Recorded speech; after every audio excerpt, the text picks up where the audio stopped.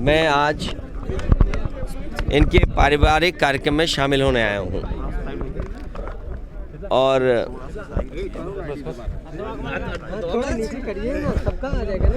शादी का और पारिवारिक कार्यक्रम में मैं शामिल होने आया हूँ और बधाई देने आया हूँ परिवार को। ये इस गांव में कोई पहली बार नहीं आए और आजमगढ़ में पिछली बार भी जब मैं आया था तो एक शादी में आया था, अगर आपको याद हो। और लगातार समाजवादी पार्टी कार्यक्रम कर रही है और मुझे उम्मीद है कि आने वाले चुनाव में आजमगढ़ से ऐतिहासिक परिणाम आएगा। ऐतिहासिक परिणाम का इंतज़ार पूरे देश को भी है। उत्तर प्रदेश आने वाले चुनाव में सबसे बड़ी भूमिका निभाने जा रहा है और मुझे उम्मीद है कि जनता निर्णय लेगी और भारतीय जनता पार्टी का सफाया उत्तर प्रदेश से होगा। इसीलिए कई बार इस बात को समाजवादियों ने भी कहा और गठबंधन की तरफ से इस बात को कहा गया कि उत्तर प्रदेश से बीजेपी को हटाने का मतलब है देश से बीजेपी को हटना।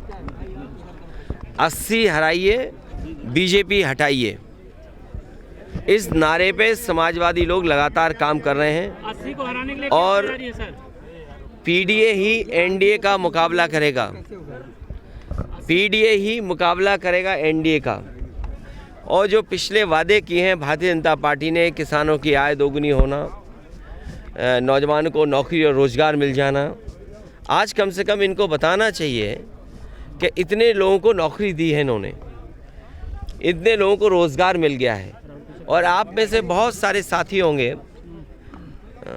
बड़ी बड़ी मैगज़ीन अगर आप देखें, टीवी अखबार देखें, विज्ञापन तो बड़े बड़े हैं और सदन में सरकार ने ये कहा कि 40 लाख करोड़ के एमओयू हुए हैं। अगर 40 लाख करोड़ के एमओयू होंगे तो कम से कम आजमगढ़ में नहीं तो मऊ में नहीं तो जौनपुर नहीं तो बनारस, और बनारस नहीं तो गाजीपुर, बलिया या कम से कम गोरखपुर में इन्वेस्टमेंट तो आया होगा।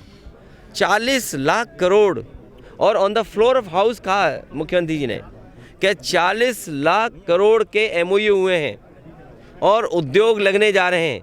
जिस सरकार के 2 साल यूं ही गुजर गए हों, तीसरा बजट आने वाला हो और उसके बाद ज़मीनें चिन्हित कर रहे हों कि हमें ज़िलों में ज़मीनें चाहिए तब इन्वेस्टमेंट आएगा, तो जिस सरकार ने तैयारी नहीं की, मुझे नहीं लगता है कि इन्वेस्टमेंट आएगा। आज बाज़ार में 70% से ज़्यादा कैश फ्लो कर रहा है। पहले से ज़्यादा कैश आज मार्केट में है। जिन लोगों ने ये कहा कि नोटबंदी होने से भ्रष्टाचार ख़त्म हो जाएगा, आपने, हमने, सब ने तस्वीरें देखी हैं।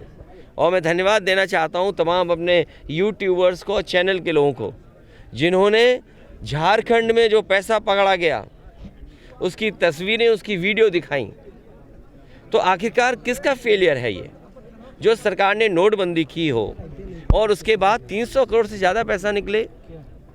इसी तरह उत्तर प्रदेश में याद कीजिए कि इत्र व्यापारी पर निकला था पैसा और आरोप ये सरकार ने लगाया कि ये समाजवादियों का है। मैं तो बड़ी जिम्मेदारी के साथ आपसे कह रहा हूँ कि चुनाव आने वाला है, ये बीजेपी वालों ने जो आरोप लगाए थे, कम से कम उस इत्र व्यापारी से समाजवादियों की मदद तो कराओ। तो आपकी वो पॉलिसी फेल हो गई, किसान का धान नहीं खरीदा गया, घर घर बेरोजगार बैठे, उन्हें कब नौकरी मिलेगी, और फिर जाति जनगणना कब होगी? सामाजिक न्याय बिना जाति जनगणना के संभव नहीं है। कुछ लोग सब कुछ पा रहे हैं। आप बताइए कि वाइस चांसलर के अपॉइंटमेंट में किसको नौकरी मिल रही है? कौन है लोग वाइस चांसलर, कौन अपॉइंट हो रहे हैं? और वाइस चांसलर जिनको अपॉइंट कर रहे हैं वो कौन लोग नौकरी पा रहे हैं? उसकी सीट शेयरिंग कोई बड़ा सवाल नहीं है। बड़ा सवाल ये है कि गठबंधन भारतीय जनता पार्टी को हराएगा। देखिए, मैं आपको ये कहता हूँ, स्पॉन्सर मत करिए अपनी न्यूज़। मैंने कहा कि 96% चैनल के हमारे पत्रकार साथी और मालिक एक दिशा में भागते हैं। इसलिए दिशा मत बदलो। सवाल ये है कि क्या घर घर बेरोजगारों को नौकरी मिली कि नहीं मिली, क्या पीड़ित लोगों को न्याय मिल रहा है कि नहीं मिल रहा है। सर जिस गांव में ईवीएम को लेकर आपके मंदिर जाने वाले बयान पे सर केशव मौर्य ने कहा है कि अपना पाप धुले आएंगे। देखिए, मैं कोई वो नहीं है, ये मैं जानता हूँ आप क्यों चला रहे हो। मुझे अपने चैनल का नाम बता दो, चैनल का नाम बताएं, ये नाम बता दें साथी का, प्रत्याशी का। हैं? देखिए, आपको बजट कितना मिलता है, बजट के हिसाब से आप बोलते हो। आपको थोड़ी शर्म आनी चाहिए। जब मैं ये बात कहूँ कि 1 लाख किसान आत्महत्या कर चुका है 9 साल में, तो उसका जवाब है कि आप भारत 24 पर, और जो कश्मीर में हुआ है, आप भरोसा दिलाना चाहते हो, भरोसा जीतना चाहते हो कि आपके फ़ौज के लोगों ने नहीं जान ले ली, निर्दोष लोगों की, सिविलियंस की जान ले ली। उसके लिए क्या रक्षा मंत्री को जाकर के उनके परिवार से नहीं मिलना पड़ा।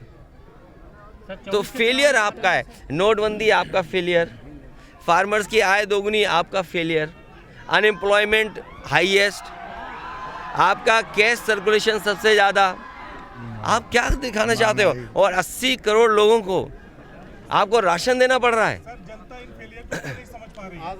ये समझेगी क्योंकि हमारे साथी कुछ और समझाना चाहते हैं। और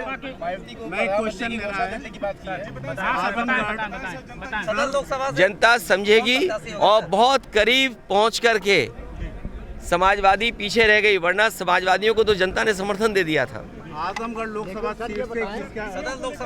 चुनाव लड़ने की उम्मीद है सर। देखिए, आपके ईवीएम पर देखिए, इधर आपने देखा होगा हर गांव में टीवी या एलईडी वैन चल रही है। हमारे प्रधान दुखी हैं कि उनकी जेब से पैसा लिया जा रहा है। हमारे जनप्रतिनिधि परेशान है कि उनकी जानकारी में नहीं है। चुन गई पार्टी दूसरी, वोट मांगा जा रहा दूसरे का। दुनिया में अगर विकसित भारत बनाना चाहते हैं आप, तो विकसित देशों की आपको कुछ तो चीज़ें अपनानी पड़ेंगी। अगर विकसित देश अमेरिका है, विकसित देश जापान है, विकसित देश जर्मनी है, और विकसित देश अगर इंग्लैंड मानता है अपने आप को, और दुनिया में बहुत सारे देश हैं, आप अपने देश को विकसित बनाना चाहते हैं, तो सबसे पहले अपने लोकतंत्र पे लोगों का भरोसा जगाइए। और जो विकसित देश कर रहे हैं, जर्मनी के सबसे बड़े कोर्ट ने ये कहा कि अगर ईवीएम से वोट पड़ेगा तो वो अनकॉन्स्टिट्यूशनल होगा। क्या हम उस दिशा में काम करने जा रहे हैं? इसीलिए समाजवादी पार्टी का मानना है बीजेपी हटाओ, लोकतंत्र बचाओ, ईवीएम अपने आप हट जाएगी। सर 24 के चुनाव को लेकर आजमगढ़ में कहा है प्रधानमंत्री का दावेदार माइती जी को बना दिया जाए। तुम्हारा चैनल ही जाने किस दिशा में जा रहा है, इसके सिग्नल किसी और सैटेलाइट से कनेक्ट हो गए हैं। बीजेपी सांसद निरहुआ ने बयान दिया है कि आजमगढ़ 24 में अगर अखिलेश आएंगे तो चुनाव लड़ने में मजा, किससे, कौन कह रहा है? बीजेपी सांसद दिनेश लाल यादव निरहुआ। देखिए, मजा किसको आएगा? मजा तुम तो नहीं लेना चाहते हो। नहीं सर, बयान है मेरे पास। अच्छा, बयान है तो कोई बात नहीं है, बयान अपने पास रखिए, रिकॉर्ड के खूब चलाइए आप। देखिए, जनता तय करेगी। आप जिस पूर्वांचल एक्सप्रेसवे पे आते हैं, क्या उस गुणवत्ता से बना? आप में से जितने पत्रकार साथी खड़े हो, मैं फिर कहता हूं, और गूगल पे देख करके या वेबसाइट पे देख करके ऑफिशियल रिकॉर्ड निकालना। मुख्यमंत्री जी ने सदन में ये कहा कि जो गोरखपुर लिंक है वो 3000 करोड़ का बन रहा है। सच्चाई है कि वो 6000 करोड़ का है।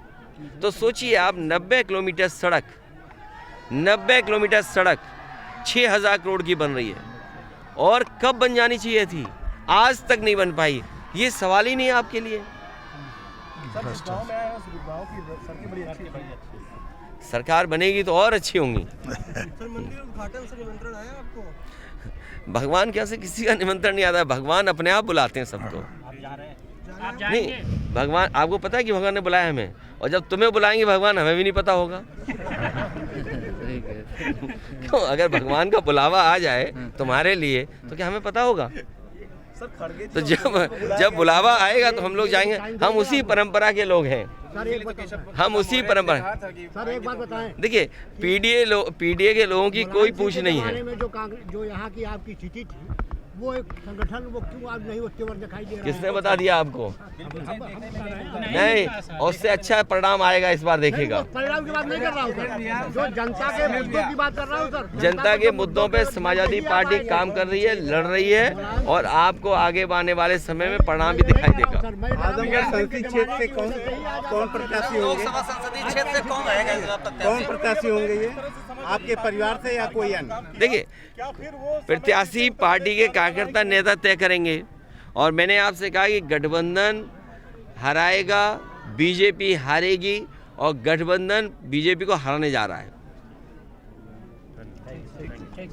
चलिए, और हमारे मुख्यमंत्री जी कहते हैं कि $1 ट्रिलियन इकोनॉमी बनाएंगे। अंग्रेजी में तो इसलिए बोलते हैं कि आपको समझ में नहीं आए। जैसे उन्होंने कहा जीरो टॉलरेंस कानून व्यवस्था में, इसी गांव के आसपास, इसी विधानसभा के आसपास दूसरी विधानसभा में, बताओ एक राजभर की बेटी के साथ क्या हुआ? क्या जीरो टॉलरेंस इनका जीरो हो गया कि नहीं हो गया? और केवल एक घटना नहीं, आप पूरे उत्तर प्रदेश में देख लीजिए कितनी घटनाएं हो रही हैं। और जब एनसीआरबी का आंकड़ा आता है तो उसमें सबसे ज़्यादा बेटियां, माताएं, बहनों पर कहीं अन्याय हो रहा है तो उत्तर प्रदेश में हो रहा है। और फिर आप ये क्यों भूल जाते हो? अभी शहीद हुए हैं लोग, हमारे फौजी शहीद हुए, और जब शहीदों का शरीर आया, पार्थिव शरीर आया, तो अधिकारियों के निर्देश ये थे कि उस कॉफिन को खोला नहीं जाएगा, क्योंकि उसके अंदर कुछ था ही नहीं। और फिर हमारे आपके रक्षा मंत्री कहाँ गए? उन परिवारों के बीच में बैठने गए जिन परिवारों के सदस्यों की जान ले ली।